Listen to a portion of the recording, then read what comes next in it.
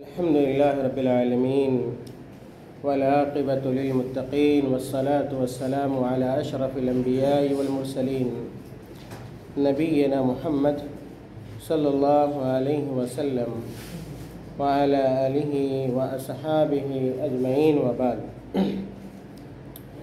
عزیز طلبہ، گزشتہ درس میں یہ بات بتلائی گئی تھی کہ دوسری صدی ہجری کا زمانہ علم حدیث کی تدوین کا اور اس کے تطور کا زمانہ ہے۔ علم حدیث کی تدوین، نشو و نما اور اس کے تطور کا یعنی اس کے فروغ کا زمانہ ہے۔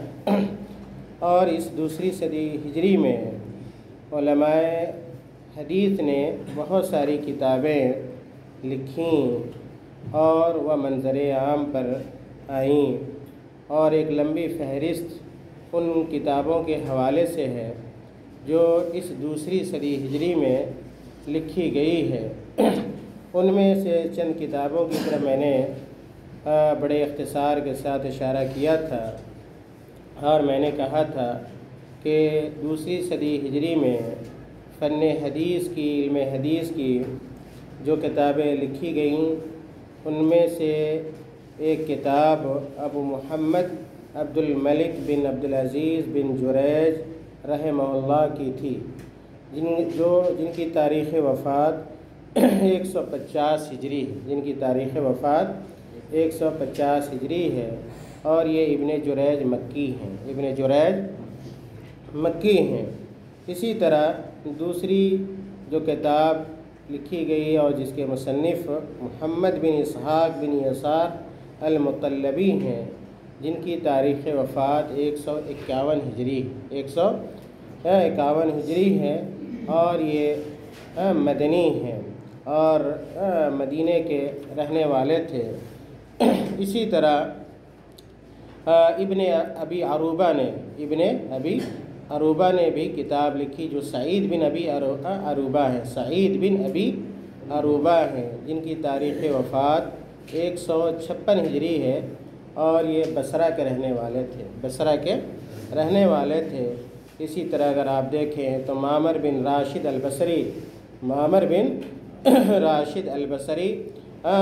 جن کو صنعانی بھی کہا جاتا ہے، معمر بن راشد البصری الصنعانی، اور یہ یمن کے رہنے والے تھے۔ اور صنعا کہاں ہے؟ یمن میں ہے، صنعا یمن میں ہے۔ اسی طرح امیر صنعانی بھی بہت معروف ہے، امیر صنعانی، جن کی کتاب کون سی ہے؟ سبل السلام، جو بلوغ المرام کی بہت ہی معروف اور مشہور کیا ہے؟ شرح ہے۔ اور میں ہر طالب علم کو کہا کرتا ہوں کہ جو علم حدیث کا شوق رکھتا ہے کہ امیر صنعانی کی اس کتاب سے ضرور کیا استفادہ کرے۔ سبل السلام تو بہت ہی کیا ہے؟ مفید ترین کتاب ہے۔ خیر، تو معمر بن راشد البصری جن کی تاریخ وفات 153 ہجری اور ابن ابی عروبہ کے بارے میں بتلایا کہ ان کی تاریخ وفات کا 156 ہے۔ اسی طرح امام اوزاعی رحمۃ اللہ علیہ جو شام کے رہنے والے تھے، ابو عمرو عبد الرحمن بن عمرو الاوزاعی، جن کی تاریخ وفات 156 ہجری ہے، یعنی جو تاریخ وفات ابن ابی عروبہ کی ہے وہی تاریخ وفات کن کی ہے؟ امام اوزاعی رحمۃ اللہ علیہ کی ہے، اور یہ شام کے رہنے والے تھے۔ انہوں نے بھی علم حدیث میں کتاب لکھی، اور میں کتنے لوگوں کا نام بتلاؤں۔ اس میں سے مشہور جو نام ہیں، کل بھی میں نے ذکر کیا تھا کہ امام مالک بن انس رحمہ اللہ، جو ان کی تاریخ وفات 179 ہجری ہے، 179، اور جو مدنی عالم دین ہیں، مدینہ کے رہنے والے تھے۔ انہوں نے بھی اس دوسری صدی ہجری میں اپنی کتاب، جس کے بارے میں ہو سکتا ہے کچھ دیر کے بعد تفصیل آپ کے سامنے آئے، جیسا کہ بلیک بورڈ پہ آپ دیکھ رہے ہیں، تو امام مالک بن انس رحمہ اللہ نے بھی اس دوسری صدی ہجری میں فن حدیث سے متعلق اپنی مشہور کتاب لکھی۔ اسی طرح عبداللہ بن المبارک رحمہ اللہ اور کل میں نے کہا تھا کہ آپ طلبہ کو ضرور عبداللہ بن مبارک رحمہ اللہ کی زندگی اور ان کی سوانح سے متعلق کتاب کا مطالعہ کرنا چاہیے۔ عبداللہ بن المبارک رحمہ اللہ کی تاریخ وفات 181 ہجری ہے۔ یہ خراسان کے رہنے والے تھے۔ انہوں نے بھی علم حدیث سے متعلق کتاب لکھی اس دوسری صدی ہجری میں۔ اسی طرح جریر بن عبد الحمید الضبی ضاد سے ضبی، جن کی تاریخ وفات 188 ہجری ہے۔ یہ رئی کے رہنے والے تھے۔ رئی ایک مقام ہے، شہر ہے، وہاں کے یہ رہنے والے تھے۔ انہوں نے بھی کتاب لکھی۔ اسی طرح محدثین میں ایک بڑا نام عبداللہ بن وہب المصری کا آتا ہے۔ عبداللہ بن وہب المصری، ان کی تاریخ وفات 197 ہجری میں ان کی وفات ہوئی۔ یہ مصری ہیں، واضح طور پہ سمجھ میں آتا ہے کہ مصر کے رہنے والے تھے۔ انہوں نے بھی فن حدیث میں کتاب لکھی۔ اسی طرح سفیان بن عیینہ رحمہ اللہ، جن کی تاریخ وفات 198 ہجری ہے، اور سفیان بن عیینہ یہ مکی تھے، مکہ کے رہنے والے تھے۔ اسی طرح وکیع بن جراح الرواسی یہ کوفہ کے رہنے والے تھے۔ وکیع بن جراح الرواسی کوفی تھے، 197 ہجری میں ان کی بھی وفات ہے۔ انہوں نے بھی دوسری صدی ہجری میں کتاب لکھی حدیث سے متعلق۔ اسی طرح ابو عبداللہ محمد بن ادریس الشافعی، جن کو ہم لوگ امام شافعی کہتے ہیں، ان کا مکمل نام محمد بن ادریس الشافعی ہے۔ محمد بن ادریس الشافعی یاد ہونا چاہیے۔ عام طور پر طلبہ ان چیزوں کی طرف توجہ نہیں دیتے، التفات نہیں کرتے، حالانکہ یہ علمی باتیں ہیں۔ ہم میں سے ہر طالب علم کو ان کے نام کے بارے میں پتہ ہونا چاہیے کہ امام شافعی کا مکمل نام کیا ہے۔ ان کا اصل نام محمد ہے، اور ان کے والد کا نام ادریس ہے، اور ان کے دادا وغیرہ کا نام کیا ہے؟ شافع تھا۔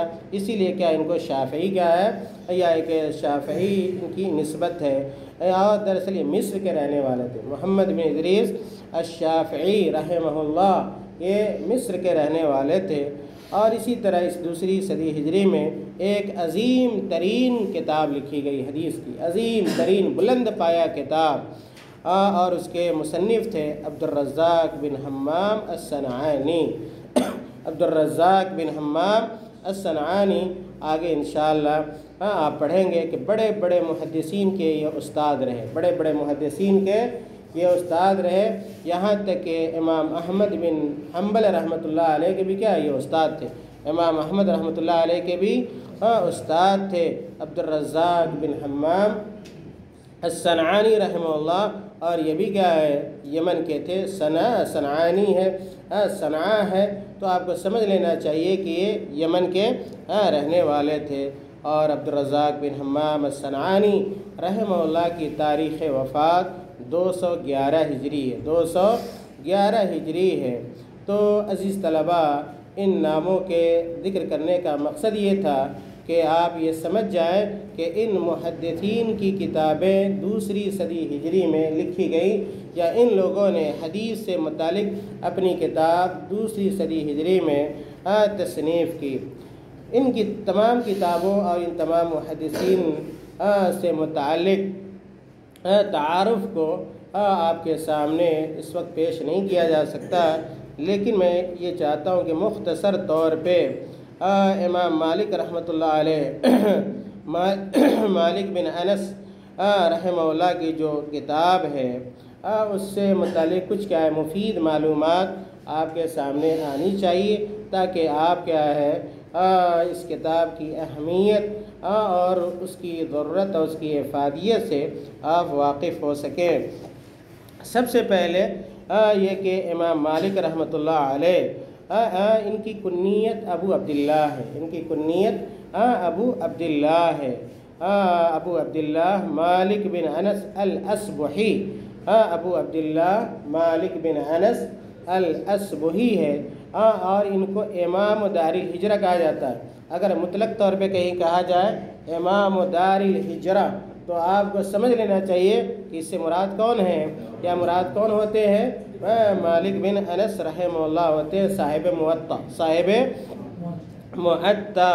بلکہ بعض اہل علم نے کہا کہ امام المسلمین فی زمانہ، امام المسلمین فی زمانہ، اپنے زمانے میں، اپنے وقت میں یہ مسلمانوں کے بالاتفاق کیا تھے؟ امام تھے، امام تھے، پیشوا تھے، رہنما تھے علمی اعتبار سے۔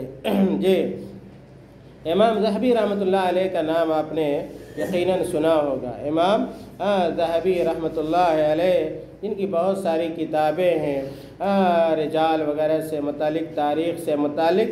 ان کی کتابوں میں سے ایک مشہور ترین کتاب تذکرۃ الحفاظ ہے، تذکرۃ الحفاظ ہے۔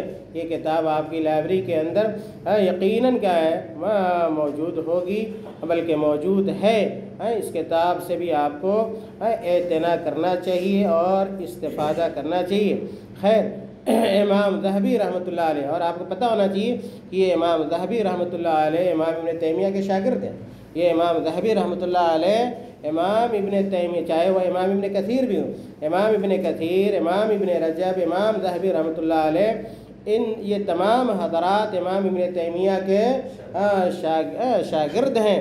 اس سے بھی آپ کو اندازہ ہوگا کہ عظیم استاد کے یہ عظیم کیا شاگردان ہیں، عظیم استاد کے یہ عظیم شاگردان ہیں۔ خیر، امام ذہبی رحمۃ اللہ علیہ نے اپنی کتاب تذکرۃ الحفاظ میں، اپنی کتاب تذکرۃ الحفاظ میں مالک بن انس رحمہ اللہ کے بارے میں لکھا، الامام الحافظ فقیہ الامہ، الامام الحافظ فقیہ الامہ شیخ الاسلام، شیخ الاسلام۔ کہا امام ذہبی رحمۃ اللہ علیہ نے کہ امام مالک بن انس رحمۃ اللہ علیہ یہ امام ہیں، حافظ ہیں اور امت کے فقیہ ہیں، امت کے فقیہ ہیں اور اسلام کے شیخ ہیں، یعنی شیخ الاسلام ہیں۔ موطا امام مالک رحمۃ اللہ علیہ سے متعلق، موطا امام مالک رحمۃ اللہ علیہ سے متعلق ایک نقطہ یہ بھی ہو سکتا ہے، اور اس کی طرف ہم نے اشارہ کیا تھا کہ آخر امام مالک رحمۃ اللہ علیہ نے اپنی اس کتاب کا نام موطا کیوں رکھا، اپنی اس کتاب کا نام موطا کیوں رکھا؟ تو اہل علم نے یہ لکھا ہے کہ دو وجہوں سے انہوں نے اپنی کتاب کا نام موطا رکھا۔ اپنی کتاب کا نام موطا رکھنے کی دو وجہ کیا ہے؟ ہو سکتی ہے، دو وجہ ہو سکتی ہیں۔ پہلی وجہ یہ ہے کہ یہ جو موطا ہے یہ دراصل کیا ہے؟ وطأ سے ہے، یہ عربی کا لفظ ہے جو کیا ہے؟ وطأ سے کیا ہے؟ موطا بنا ہے، وطأ سے موطا بنا ہے۔ اور وطأ کے معنوں میں سے ایک معنی کیا ہے؟ آسانی کے، کیا ہے؟ آسانی کے، یسرہ کے معنی میں۔ وطأ کس کے معنی میں؟ یسرہ کے معنی میں۔ گویا انہوں نے، امام مالک رحمۃ اللہ علیہ نے حدیث کو لوگوں کے لیے آسان بنا دیا، لوگوں کے لیے آسان بنا دیا، آسان کر دیا۔ اسی لیے انہوں نے کیا ہے؟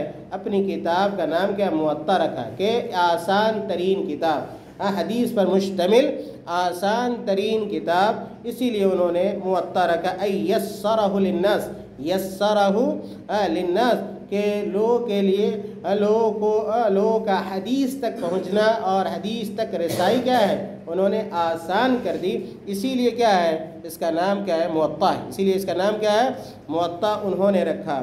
دوسری وجہ یہ لوگ بتلاتے ہیں، اہل علم بتلاتے ہیں کہ یہ وطا اور اسی سے کیا؟ مواطات ہے، اسی سے کیا ہے؟ مواطات ہے۔ اور مواطات کس کے معنی میں؟ موافقت کے معنی میں۔ کس کے معنی میں؟ موافقت کے معنی میں، کہ جب امام مالک رحمۃ اللہ علیہ نے اپنی کتاب لکھی تو لوگوں نے کیا ہے؟ ان کی اس کتاب پر موافقت کی، ان کی اس کتاب پر موافقت کی، اسی لیے کیا ہے؟ انہوں نے اپنی کتاب کا نام موطا رکھا، اپنی کتاب کا نام موطا رکھا۔ خود امام مالک رحمۃ اللہ علیہ ایک مقام پر لکھتے ہیں، خود امام مالک رحمۃ اللہ نے لکھا ہے، جیسا کہ امام سیوطی رحمۃ اللہ علیہ نقل کرتے ہیں کہ امام مالک رحمۃ اللہ علیہ کہتے اردت کتابی ھذا، بغور سنیں کہ اردت کتابی ھذا علی 70 فقیہ، اردت کتابی ھذا علی 70 فقیہ من فقہاء المدینہ، من فقہاء المدینہ۔ امام مالک رحمۃ اللہ علیہ کہتے ہیں کہ میں نے اپنی اس کتاب یعنی موطا کو مدینہ کے 70 فقہا پہ پیش کیا، 70 کیا ہے فقیہوں پر اور فقہا پر پیش کیا، فَكُلُّهُمْ وَأَطَعْنِي عَلَيْهِ، فَكُلُّهُمْ وَأَطَعْنِي عَلَيْهِ، اور تمام فقہا نے اس کتاب کی موافقت کی، تمام فقہائے کرام نے اس کتاب کی موافقت کی۔ اس قول سے یہ بھی اندازہ لگا سکتے ہیں آپ کہ موطا امام مالک رحمۃ اللہ علیہ کی کتنی عظمت ہے اور کتنی کیا ہے اہمیت ہے کہ امام مالک رحمۃ اللہ علیہ اپنے زمانے میں مدینہ کے 70 فقہا کے سامنے اس کتاب کو رکھتے ہیں اور تمام فقہائے کرام اس کتاب کی تائید کرتے ہیں، اس کتاب کی موافقت اور تائید کرتے ہیں۔ چنانچہ اسی موافقت اور تائید کی بنیاد پر امام مالک رحمۃ اللہ علیہ نے اپنی اس کتاب کا نام کیا رکھا؟ موطا رکھا۔ عزیز طلبہ، یہ بات آپ سمجھ گئے کہ آخر امام مالک رحمۃ اللہ علیہ نے اپنی اس کتاب کا نام موطا کیوں رکھا ہے۔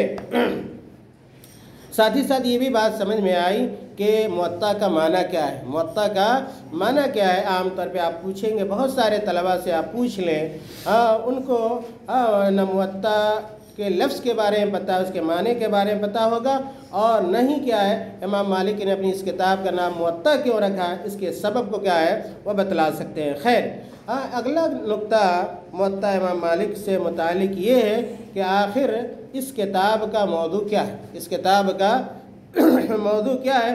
ہر کتاب کا کوئی نہ کوئی کیا ہے موضوع ہوا کرتا ہے، کوئی نہ کوئی موضوع ہوتا ہے۔ اس کتاب کا جو موضوع ہے، یہ کتاب اللہ کے رسول صلی اللہ علیہ وسلم کی حدیثوں پر مشتمل ہے۔